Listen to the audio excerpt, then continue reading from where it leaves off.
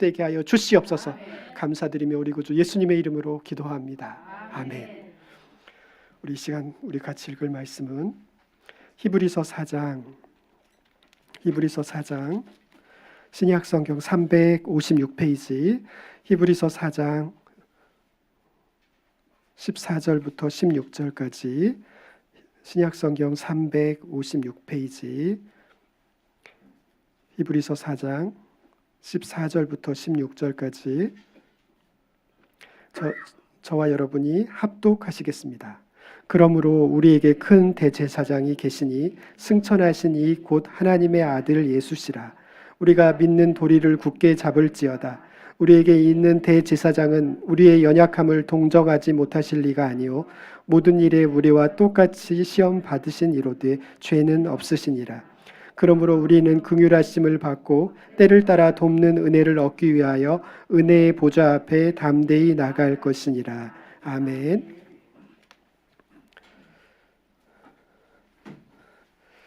여러분, 인류의 역사의 가장 큰 신비는 하나님이 우리와 똑같은 몸으로 이 땅 가운데 오셨다는 것입니다. 그래서 유대인들이 예수를 믿지 않는 이유가 어떻게 하나님이 인간의 몸으로 오실 수 있냐는 거죠. 그래서 유대인들은 예수님을 믿지 않습니다. 공식적으로는 0.1%니까 여러분 1000명 중에 1명 정도. 그러니까 모든 민족 중에서 예수 안 믿는 민족을 단연 1등을 꼽으라고 하면 유대인들입니다. 뭐 저쪽 아랍 족속도 아니고 뭐 저쪽 뭐 한족도 아니고 일본인들도 아닙니다. 0.1%. 왜 그 이유 중에 가장 큰 이유가 어떻게 하나님이 인간의 몸으로 오실 수 있냐는 거죠. 이것은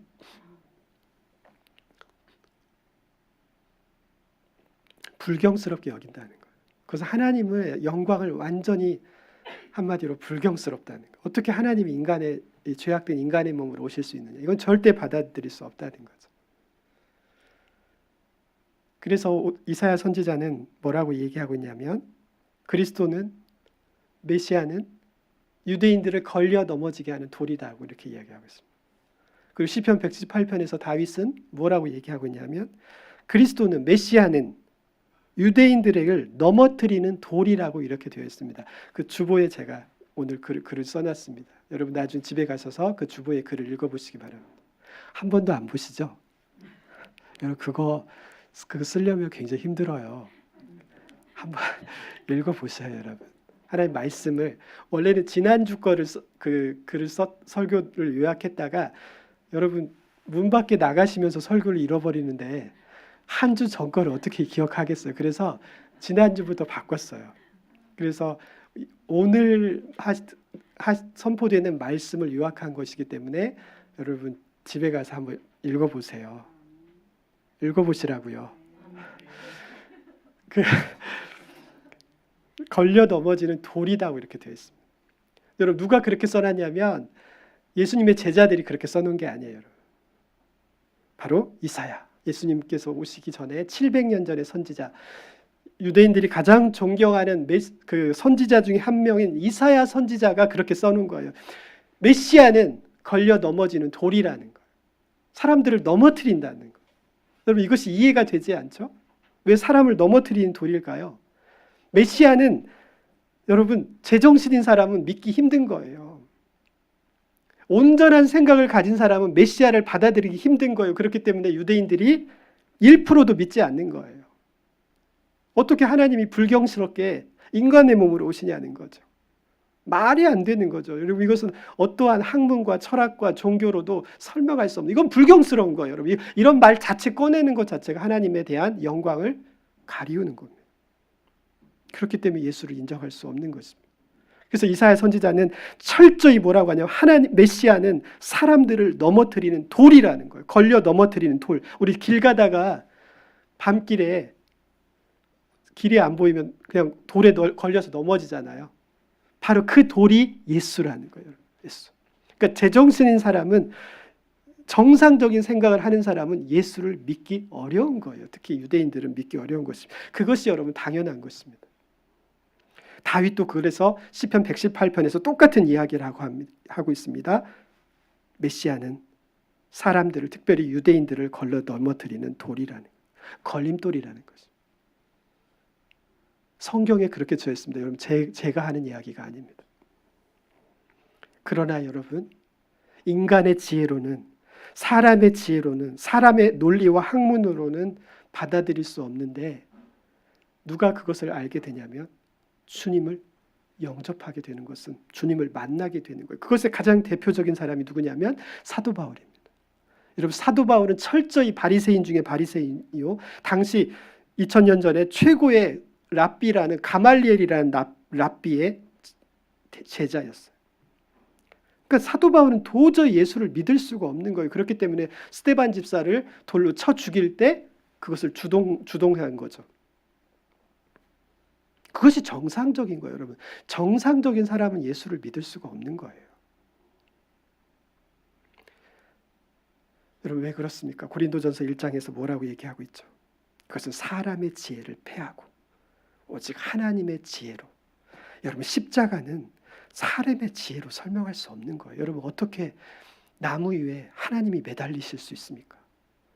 여러분, 어떻게 하나님이 나무 위에 매달릴 수가 있습니까? 이것은 사람의 지혜로는 설명할 수가 없는 거예요. 여러분, 인간의 역사는 철저히 사람의 지혜로 이루어지고 사람의 생각으로 자기들이 옳다고 여긴 대로 그대로 가는 거예요, 여러분.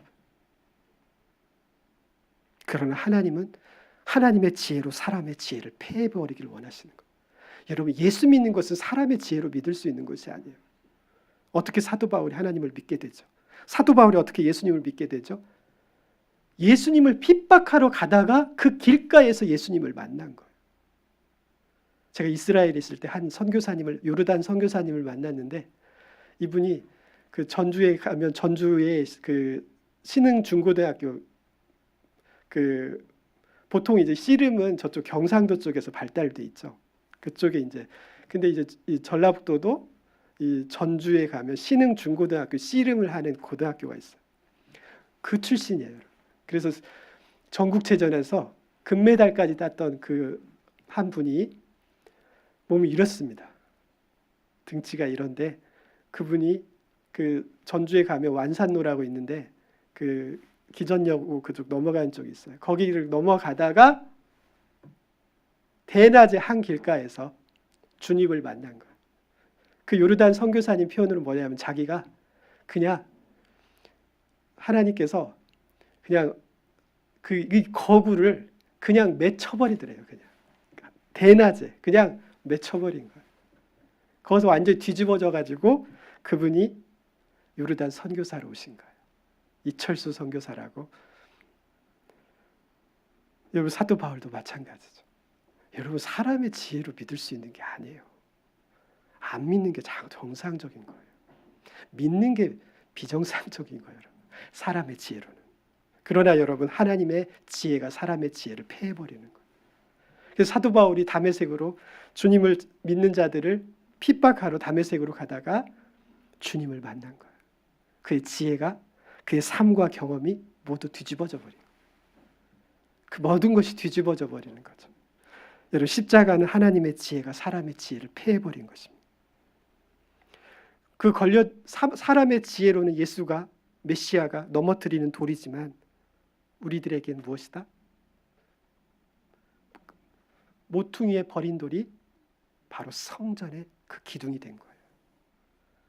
그것을 만난 사람들, 하나님을 만난 사람들, 하나님을 경험한 사람들, 진리를 깨달은 사람들한테는 그 걸려 넘어뜨리는 돌이, 시험하는 돌이 그 성전의 기둥이 되는 거죠.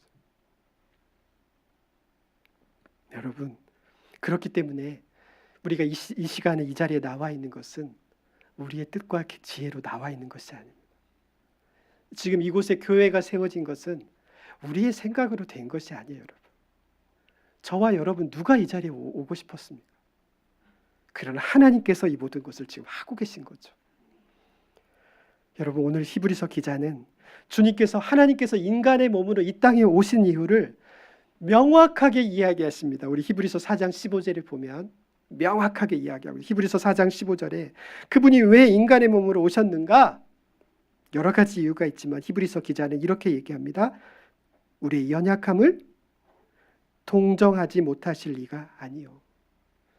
여기서 우리 한글 번역은 동정이라고 번역했는데 좀 더 정확한 번역은 공감입니다. 공감. 바로 그분은 우리를 공감하시기 위하여 연약한 자의 모습으로 이 땅 가운데 오셨다는 것. 여러분, 이게 무슨 뜻일까요? 제 신학기 동기 중에 이 조선족이었고 중국 선교사였던 한 사람이 있었습니다. 그는 대학은 호남 신학대학교를 나왔고 신학대학원은 저와 함께 장로회 신학대학원에서 저와 함께 같이 공부한 분이 있습니다. 저보다 나이가 많아서 제가 신학교 때 제가 형이라고 했는데 그 형은 여수에서 전도사 생활을 했고, 그런데 이미 그가 호신대를 다닐 때 이미 중국의 조선족으로서 중국의 교회를 개척했습니다. 그리고 그가 신학대학원에 다닐 때는 중국의 교회를 세 개의 교회를 개척했어요. 그래서 금요일마다 신학교 공부가 끝나면 금요일마다 돈이 없기 때문에 배를 타고 인천에서 배를 타고 저쪽 그 청도 지역으로 배를 타고 가는 거죠. 밤새 배가 가는 거예요. 밤새. 돈이 없으니까 배 타고 금요일 날 저녁에 배를 타고 토요일 날 아침에 도착해서 그곳에서 교회를 3개를 목회를 하고, 그리고 월요일 날 다시 서울로 돌아오는 거예요. 그렇게 했죠. 그 형이 저한테 뭐라고 하냐면, 제가 우리 음파교회에 청년부 전도사를 할 때 우리 청년부 지체들과 함께 그 중국에 있는 그 청도에 있는 그 교회, 그 3개의 교회 중에 한 교회를 방문했습니다. 그런데 그 형이 그때 저에게 했던 말이 무엇이냐면, 자기는 이 모든 것을 기쁨으로 감당하고 있는데 한 가지 너무 아쉬운 게 있다는 거예요. 그 한 가지가 뭐냐면, 자기가 다 성도들을 위해서 공감하고 기도할 수 있는데 한 가지 사람들만은 공감할 수가 없다는 거예요. 그것이 무엇이냐면 암에 걸린 사람을 공감할 수 없다는 거예요.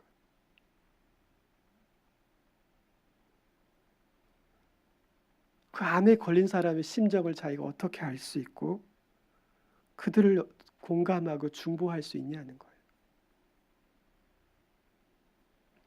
그래서 그때 제가 잊을 수 없는 이야기가 벌써 10년 전 이야기입니다. 근데 그 형이 뭐라고 하냐면, 하나님께 자기가 이렇게 기도를 했답니다. 하나님, 제가 암에 걸리기를 원합니다. 그래야 그 성도들을, 우리 나에게 맡겨준 그 영혼들을 위하여 기도할 수 있고 공감할 수 있지 않겠습니까? 그로부터 한 2년, 3년 후에 갑자기 어떤 소식이 들려서 제가 급히 서울로 갔는데 그 형이 직장암 말기라는 소식을 들었어요. 그때 나이가 한 40대 초중반이었을 때죠. 그때 고대병원에서 제가 이제 문병을 갔는데 그 형의 표정을 지금도 잊을 수가 없어요. 제가 문병 간 게 아니고 제가 신방 간 게 아니에요. 제가 신방 받고 제가 위로받고 왔습니다. 활짝 웃으면서 자기 기도대로 되었다는 거예요. 자기 너무 기쁘다는 거예요. 여러분, 직장암 말기, 사기 말기예요. 여러분, 이미 전이가 이루어졌어요. 그래서 이쪽 학문 쪽은 완전히 다 떼어냈어요. 그래서 여러분, 하루에 변이 수십 번 변을 봅니다. 계속 흘러나오기 때문에. 그런데도 뭐라고 하냐, 감사하다는 거예요. 하나님 내 기도를 들어주셨다는 거예요. 드디어 나에게 맡겨주신 양떼들, 그들의 심정을 공감할 수 있다는 거예요. 너무 기쁘다는 거예요. 여러분, 얼굴에 그늘이 하나도 없어요. 자기 너무 기쁘다는 거. 하나님께서 자기의 기도를 들어주셨다고 하면서 너무 기뻐하다는 거. 이제는 주님 곁으로 내가 가도 이제는 부끄럽지 않다는 거. 주님께서 맡겨주신 그 생명들을 위하여 함께 울며 기도하다가 이제 떠나도 괜찮다는. 그로부터 몇 년 후에 제가 이스라엘에 있을 때 하나님의 부르심을 받았다는 그 소식을 들었습니다. 여러분, 얼마나 기쁨으로 하나님께서 그를 맞이하시고 그가 얼마나 큰 기쁨 속에서 하나님의 품에 안겼을지 여러분 다 저는 압니다. 그때 그 형의 그 표정과 그 말 속에서 그것을 알게 되었죠. 여러분, 오늘 주님께서는 우리에게 뭐라 말씀하시냐면 인간의 몸으로 이 땅에 오신 그 이유가 한 가지라는 거예요. 여러분, 뭐라고 하죠? 공감하시기 바라는 거예요. 여러분, 암에 걸리지 않고 어떻게 암에 걸린 사람들의 공감할 수 있습니까? 여러분, 자녀를 잃어보지 않은 사람이 어떻게 자녀를 잃어버린 그 부모의 심정을 이해할 수 있습니까? 여러분, 그래서 하나님께서는 아브라함에게 창세기 22장에 이삭을 바치라고 하면서 그때서부터 뭐라고 하냐면 아브라함을 자기의 벗이라고 그래요. 왜 아브라함이 하나님의 벗이 됩니까? 똑같이 아들을 잃어버려 보았거든요. 똑같이 독자를 잃어보았어요. 여러분. 아브라함은 이미 그 모리아 산에서 자기 하나밖에 없는 아들을 바친 것입니다. 바친 것입니다. 하나님도 똑같은 그 모리아 산에서 자기 아들 독생자를 십자가에 매답니다. 그래서 똑같이 공감하기 때문에 아브라함은 하나님을 공감하고 하나님은 아브라함을 공감하는 거죠. 그래서 벗이라고 하는 거예요. 여러분, 어떻게 우리가 가난해 보지 않고 가난한 사람의 마음을 알 수 있습니까? 어떻게 그 하루하루 한 끼 한 끼 일용할 양식을 먹어보지 않고 어떻게 우리가 그 가난한 사람들의 친구가 될 수 있습니까? 그것은 거짓말이에요. 여러분, 어떻게 실패해 보지 않고 수많은 세상 속에서 실패한 사람들의 심정을 알 수가 있습니까? 그것은 거짓말이에요. 우리가 교회에서 좀 이런 말은 좀 안 했으면 좋겠어요. 너무 쉽게 기도하겠습니다. 이런 말을 안 했으면 좋겠어요. 여러분, 정말 기도하십니까? 기도 않잖아요. 근데 왜 기도하겠습니다. 그것을 그냥 입 바른 소리로 합니까? 여러분, 진정한 기도는 그 사람의 아픔을 공감할 수 있을 때 기도할 수 있는 거예요. 여러분, 사랑은 그냥 하는 것이 아닙니다. 철저히 그 사람의 아픔을 공감할 수 있을 때 우리가 사랑할 수 있는 거고, 기도는 그 사람의 형편과 상황을 그 사람의 아픔과 고통이 나의 것이 될 때 그때 기도할 수 있는 거예요. 그럼 기도 그렇게 쉽게 할 수 있는 거 아니에요. 그냥 기도하지도 않으면서 기도하겠습니다 하지 마시라고요. 여러분, 사랑의 능력은 공감의 능력이고 기도의 능력은 사랑의 능력입니다. 같은 입장을 처해보지 않으면 안 되는 거예요. 그래서 여러분, 하나님께서 믿음의 조상 아브라함에게 바로 창세기 22장에서 그 모리아산에서 독자 이삭을 바치라는 그 상황 속으로 쳐넣은 거예요. 왜요? 인류 구원의 역사는 만군의 주 여호와 하나님, 아버지 하나님께서 아들 하나님을 십자가에 못 박는 역사예요. 그 심정을 누가 알 수 있냐고요. 그래서 아브라함에게 그 부탁을 한 거예요. 여러분, 예수님은 우리와 똑같은 연약함을 입으시기 위하여, 여러분, 우리와 똑같이 가난해지시기 위하여 말구 위에 오셨고 나사렛 목수의 아들로 태어나셨습니다.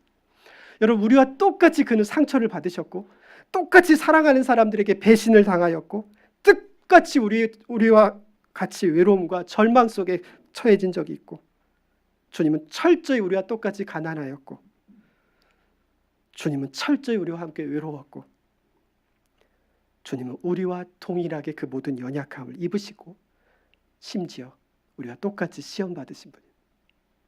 그래서 오늘 히브리서 기자는 뭐라고 하냐, 16절에 우리가 은혜의 보좌 앞에 담대히 나아갈 수 있는 것은 그분이 우리를 공감하시기 때문이라는 거예요. 16절에 보면 우리가 긍휼하심을 받고 라는 뜻입니다.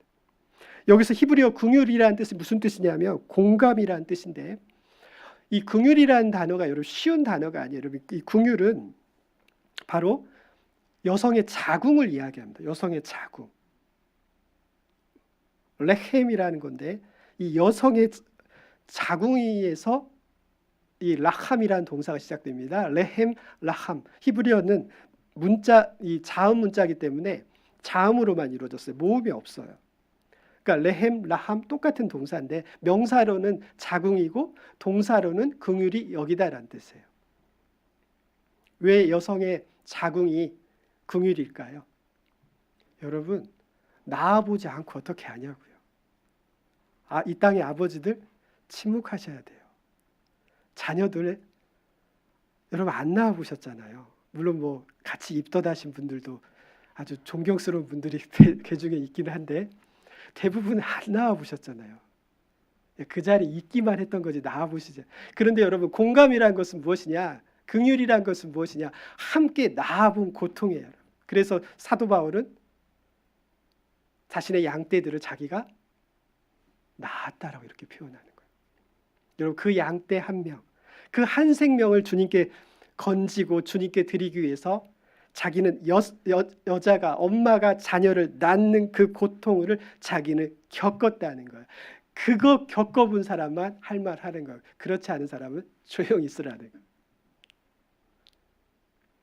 아파본 사람이 공감할 수 있고 긍휼히 여길 수 있는 것입니다. 근데 우리 주님은 우리와 똑같이 당해보셨기 때문에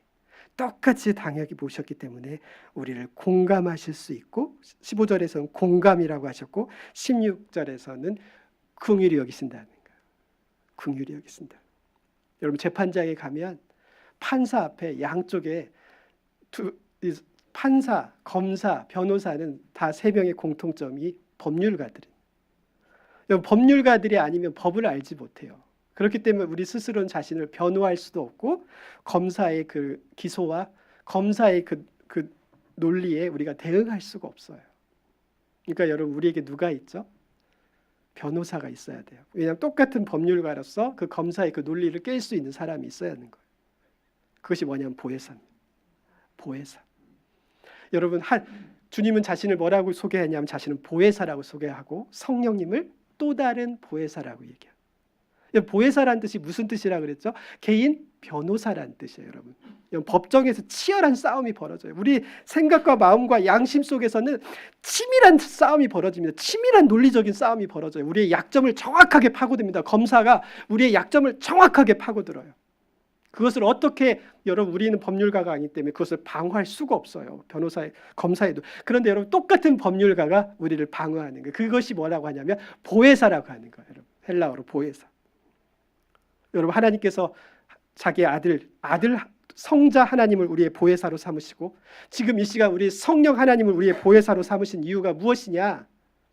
그분이 여러분 왜 삼성그룹이 각종 그 탈법과 불법을 요리조리 잘 피해가는 줄 아십니까? 검사보다 더 뛰어난 변호사들이 삼성그룹 그 법무팀에 있어요. 그리고 최고의 로펌의 변호사들을 그들이 이렇게 돈으로 사는 거죠. 그러니까 검사보다 더 뛰어난 변호사들이 있는 거예요. 그러니까 삼성그룹 앞에서는 검사가 쩔쩔 매는 거예요. 근데 여러분 이재용 회장만 그런 것이 아니에요. 우리에겐 최고의 변호사가 있습니다. 그분이 누구십니까? 두 분이 있어요. 바로 우리가 똑같이 처음 이 땅에 인간의 몸으로 오신 보혜사 예수 그리스도 성자 하나님, 그리고 우리 가운데 지금 우리를 성전 삼으시고 우리 안에 계신 그분이 우리를 위하여 변론을 피고 있는 거예요. 담대하게 우리를 막아서고 있고 우리의 심령을 주장하고 있고 사단의 그 공격과 그 기소와 참소에서 우리를 막아서고 있는 거예요. 여러분 그런데 그 하나님은 단지 뛰어난 법률가가 아닙니다. 그 하나님은 우리와 똑같이 연약함을 입으시고 인간의 몸으로 오셨고 지금도 우리 인간의 몸 안에 그분이 계셔서 말할 수 없는 탄식으로 우리와 함께 하시고 모든 것을 공감하시기 때문에 우리를 긍휼히 여기시며 우리를 위하여 변론을 피고 있는 거예요. 그래서 우리의 죄가 주홍 같을지라도 우리가 양털처럼 휘어지리라. 여러분 그분이 자신에게 그 모든 죄를 전가시킬 뿐만 아니라 우리가 매일매일 넘어져도 우리를 일으켜 세우시는 것은 그가 넘어져 봤기 때문에 그런 거예요. 그는 모든 것을 다 당해보신 분이 있습니다. 그래서 그분은 우리를 위하여 친히 변론하기에 부족함이 없으신 것이죠. 그렇기 때문에 히브리서 기자는 우리가 긍휼하심을 받고 때에 따라 돕는 은혜를 얻기 위하여 은혜의 보좌 앞에 담대히 나아가라는. 여러분 삼성그룹 이재용 회장이 어떻게 가난한 달동네 사람을 공감할 수 있습니까? 공감할 수 없는 거예요. 그러나 주님은 우리를 위하여 친히 이 땅 가운데 육신의 몸으로 오셨고 가장 낮은 자의 모습으로 오셨기 때문에 우리를 공감하시고 우리의 모든 상황과 처지를 아시고 그는 여러분 가장 가난하게 오셨거든. 그래서 여러분 나다나엘이 뭐라고 하냐면 나사렛에서 무슨 선한 것이 나올 수 있냐 이렇게 이야기하죠.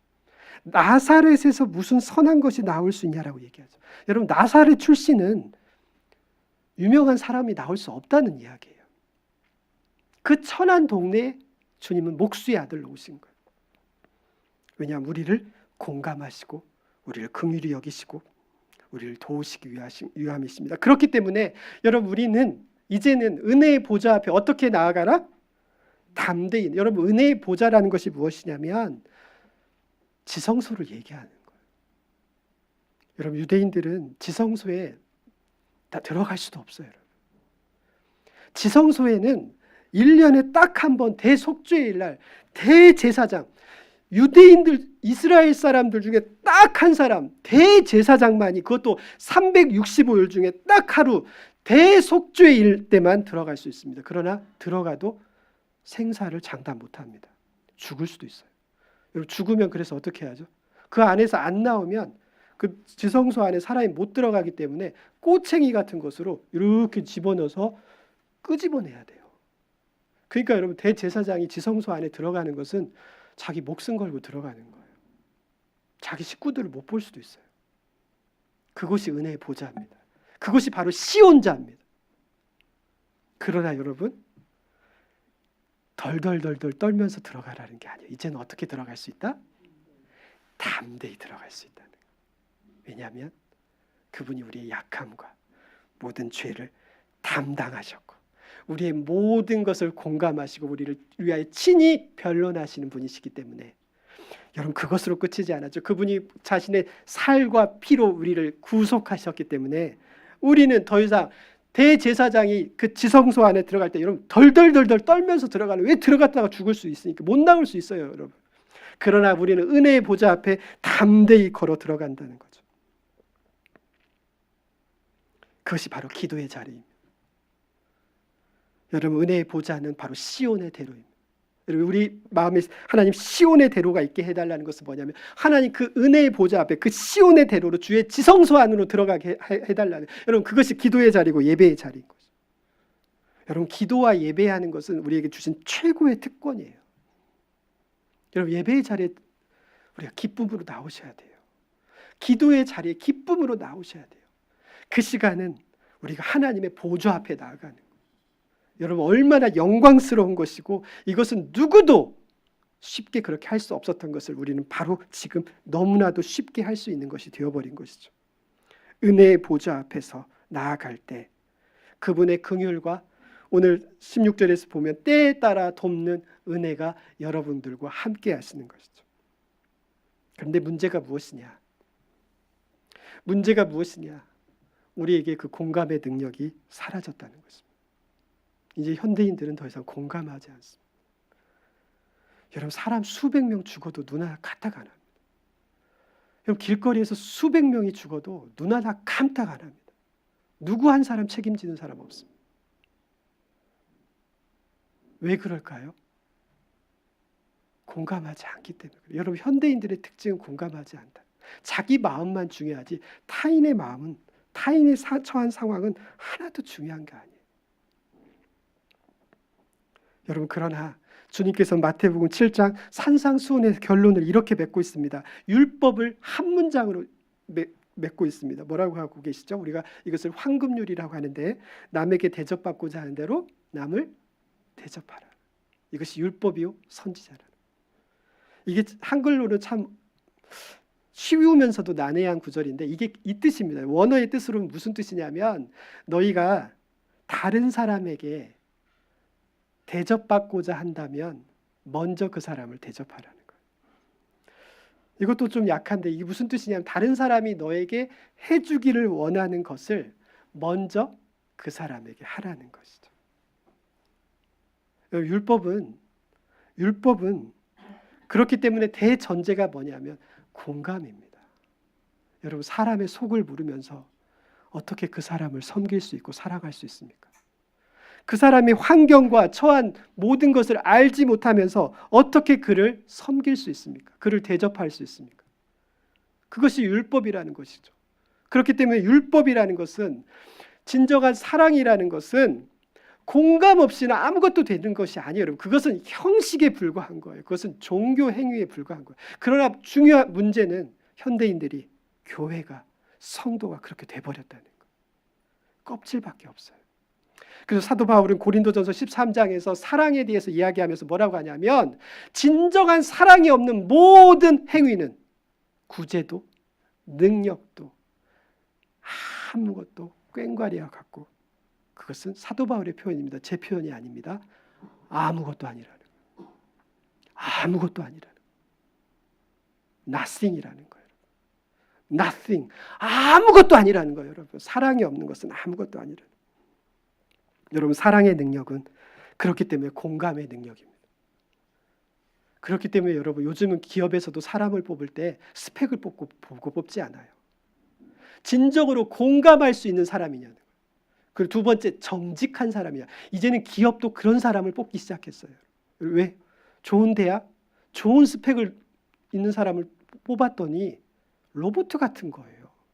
공감할 줄도 모르고 자기 뱉기 모르고 그냥 자기 할 일하고 딱 퇴근해버리는 거예요. 그리고 자기 일을 다 했다는 거죠. 공동체를 알지 못합니다.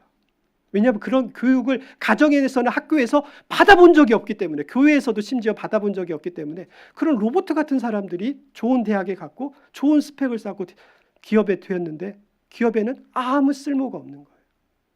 그래서 이제는 기업도 심지어 그 이윤을 창출하는 기업도 이제는 스펙 보고 뽑지 않습니다. 철저히 공감할 수 있는 사람, 정직한 사람, 책임 있는 사람을 뽑는 거예요. 비록 대학은 못 나왔어도 정직하고 서로 사람과 사람을 공감할 수 있고 그리고 공동체를 위해서 자기를 희생할 수 있는 사람, 그 사람은요 얼마든지 뽑아도 투자해도 아깝지 않은 사람이거든요. 여러분 공감하지 못하는 사람은 아무것도 아닌 거예요. 바로 주님이 우리를 위해서 공감하시기 위해서 오신 거죠. 교회가 지금 이 문제가 되고 있는 것이 무엇이냐? 교회 목회자나 성도들이나 공감하는 사람들이 아니에요. 여러분 그냥 빈 껍데기에 불과한 거예요. 거룩한 채 하죠. 거룩한 채 예배드리죠. 속은 전혀 옆에 사람이 관심도 없어요. 교회의 몸을 어떻게 세울지를 위해서 관심도 없다고요. 자기밖에 몰라요. 자기 목밖에 모르는 거, 자기 배 채우는 것밖에 모르는 거죠. 여러분 왜 예배가 능력이 없습니까? 사랑과 공감이 없는 예배를 하나님이 받으시겠습니까? 여러분 같으면 그런 사람 좋아하시겠습니까? 여러분을 대할 때 빈 껍질처럼 대하는 사람, 여러분 그 사람 꼴 보고 싶을 것 같아요? 꼴보기 싫죠. 꼴보기 싫죠. 여러분 하나님은 우리의 중심을 보시는 분입니다. 예배의 능력이 없고 기도의 능력이 없는 것은 무엇이냐면 철저히 공감하지 못하기 때문에. 여러분 믿음의 사람들이 무엇을 고백하냐면 하나님께서 나에게 이 고난을, 여러분 믿음의 사람일수록 엄청난 고난을 당합니다. 여러분 성경 속에서 하나님께서 쓰시는 사람들은 엄청나게 고난당한 사람들입니다. 한나가 그랬고요. 아브라함, 야곱, 요셉, 다윗, 사무엘, 세례 요한, 말할 수 없는 고통. 여러분 믿음의 사람은 다 고난의 사람이라고 보시면 정확합니다. 99.9%가 아니라 100%다 고난의 사람들입니다. 왜 그럴까요? 하나님이 자기 사람들을 고난 주기를 좋아하셔서 그럴까요? 아니요. 고난 당하지 않으면 고난 당해보지 않은 사람이 어떻게 고난 당하는 사람들의 친구가 될 수 있습니까? 고난 당하지 않은 사람들이 어떻게 그들을 위하여 사역할 수 있습니까? 여러분, 그들에게 먼저 보내시기 위해서는 먼저 그들이 고난 당해야 하는 거예요. 그래야 그들이 파송되었을 때 그들을 공감할 수 있는 것입니다. 공감할 수 있을 때 그들을 사랑할 수 있고, 사랑할 수 있을 때 그게 사역이 시작되는 거예요. 여러분, 기도의 능력은 어디서 오느냐? 다른 것에서 오는 것이 아닙니다. 사랑과 공감의 능력. 그 사람의 고통을 함께 느끼며 기도할 때 하나님께서 그 공감의 기도에 역사하시는 거예요, 여러분. 그것이 빠진 것은 여러분 안고 빠진 찐빵이에요. 그것은 형식만 남아있는 것이지 아무것도 남아있는 것이 아닙니다. 사역의 능력, 기도의 능력, 예배의 능력은 바로 이 공감에서 오는 것입니다. 그렇기 때문에 믿음의 사람들은 다 고난의 사람들인 것입니다. 철저히 고난당합니다. 거의 죽음을 맛보죠. 왜냐하면 세상 속에 파송되기 위하여 그들이 준비하는 것입니다. 여러분, 주님은 우리를 위하여 친히 공감하실 수 있는 분이십니다. 왜냐하면 그분은 우리가 다 두려워하는 죽음을 맛보신 분입니다. 그분은 심지어 지옥에 우리를 대신해서 들어가셨던 분입니다. 그래서 사도신경에서는 그분이 우리를 대신해서 지옥에 내려가셨다라고 이렇게 얘기하고 있습니다. 여러분, 그는 죽어보셨고 그는 지옥에 가보셨기 때문에 죽음의 고통, 지옥의 고통을 잘 알고 있습니다. 그는 상처를 받아보았고 배신을 당해보았기 때문에 상처의 고통, 배신의 고통을 잘 알고 계시고, 그는 이 땅 가운데 가난하게 사셨기 때문에 가난한 자의 고통을 알고 있습니다. 그는 사람들에게 공격을 당해서 수많은 공격을 당했기 때문에 공격당하는 자의 아픔을 알고 있고요. 그는 수없이 외로움과 슬픔 가운데 처해졌기 때문에 외로움과 슬픈 자의 친구가 되어줄 수 있는 것입니다. 여러분, 제가 개척교회를 담임하면서 이제 드디어 누구를 공감할 수 있게 됐냐면 개척교회 목사님들을 공감할 수 있었어요. 여러분, 전에는요 아무리 주위에서 얘기해도 그거요 1%도 공감했던 게 아니었어요. 1%도 공감했던 게 아니에요, 그것은. 그래서 여러분, 목회자는, 제 얘기가 아닙니다. 목사는 개척교회를 해보지 않고는 목회자가 아니라는 말이 있답니다. 제 얘기가 아닙니다. 근데 그 이야기가 이제는 제가 공감할 수 있게 됐어요. 여러분, 개척해보지 않은 목사는요 목사가 아닙니다. 스펙 좋아가지고 어느 큰 교회 담임으로 갔다 반드시 문제가 터집니다. 왜요? 준비된 목사가 아니에요. 제 얘기가 아니에요, 여러분. 자화자찬이 아니에요. 여러분, 선교사가 되어보지 않고 어떻게 선교사의 마음을 알 수 있습니까? 여러분, 아빠가 되지 않고 어떻게 아빠의 마음을 알 수 있고, 어떻게 엄마가 되어보지 않고 어떻게 엄마가 될 수 있습니까? 엄마는 참으로 그래서 축복받은 하나님의 귀한 딸들입니다. 왜냐하면 아버지의 마음을 가장 잘 알고 있는 자들이 누구냐? 생명을 잉태해보고 생명을 고통 가운데 낳아보고 잠을 이루지 못하고 그 자녀를 키우고 그리고 평생을 그 자녀의 마음속에 품고 살아가는 그 엄마의 마음은 누가 알 수 있습니까? 여러분, 우리의 중보자는 그렇기 때문에 우리가 담대히 주님의 보좌 앞에 나아갈 수 있는 것은 그분이 우리의 중보자이기 때문에 그렇습니다. 우리 히브리서 기자는 대제사장이라고 되어 있는데 대제사장은 다른 것이 아닙니다. 대제사장이라는 직분의 이 직함은 무엇을 하는 거냐면 사람들과 하나님과 중간에서 연결해주는 역할이 대제사장이죠. 사람들이 하나님께 죄를 짓고 나아올 때 그의 죄를 함께 안고 하나님께 함께 나아가 함께 예배드리게 하는 직분이 대제사장입니다. 그래서 대제사장이라는 표현은 다른 말로 이야기하면 중보자라는 뜻입니다. 여러분, 누가 우리의 중보자 있습니까? 예수님입니다. 우리가 똑같이 약함에 처해 보신 그분이, 그래서 그분이 우리 오늘 히브리서 기자는 뭐라고 하냐면 우리의 큰 대제사장이 있다는 거예요. 우리의 모든 것을 친히 감당하시고 우리의 중보자가 되시는 주님이 하늘 아버지 하나님 보좌 옆에 그분이 함께 계신 거예요. 여러분, 우리가 그렇기 때문에 주님의 그 사랑을 받은 자, 그 사랑을 경험한 자, 겪은 자는 여러분, 우리는 은혜 보좌 앞에 담대히 나아갈 수 있는 것입니다. 무엇 때문에? 예수 이름 때문에. 예수가 우리를 위해서 모든 것을 감당하셨고, 여러분 이제 갈릴리 예수가 아니라 하늘 보좌 위에 하나님의 보좌에 주께서 함께 하나님 아버지 하나님과 아들 하나님이 같이 그 보좌에 있는 거예요. 함께 통치하는 거예요, 여러분. 그렇기 때문에 우리도 뭐라고 하냐면 우리도 하늘 보좌 위에 같이 앉아 있다라고 하는 거죠. 여러분, 우리가 노력해서 잘해서 되는 것이 아니에요. 그럼 교회 목회라든지 우리의 인생은 우리가 수고하고 열심히 노력하고 이것은 당연한 거지만 그렇다고 되는 것이 아닙니다. 하나님께서 여러분을 일으켜 세우실 것입니다. 여러분 이제 준비시키셨고, 여러분을 일으켜 세우시고, 여러분을 지경을 넓혀주실 것입니다. 왜냐하면 그분이 친히 우리와 똑같은 연약함을 입으셔서 공감하시고 중보자시고, 이제는 그것으로 끝나지 아니하고 이제는 하늘 보좌 위에 그분이 계시기 때문에 그렇습니다. 우리 같이 기도하시겠습니다. 사랑하는 아버지,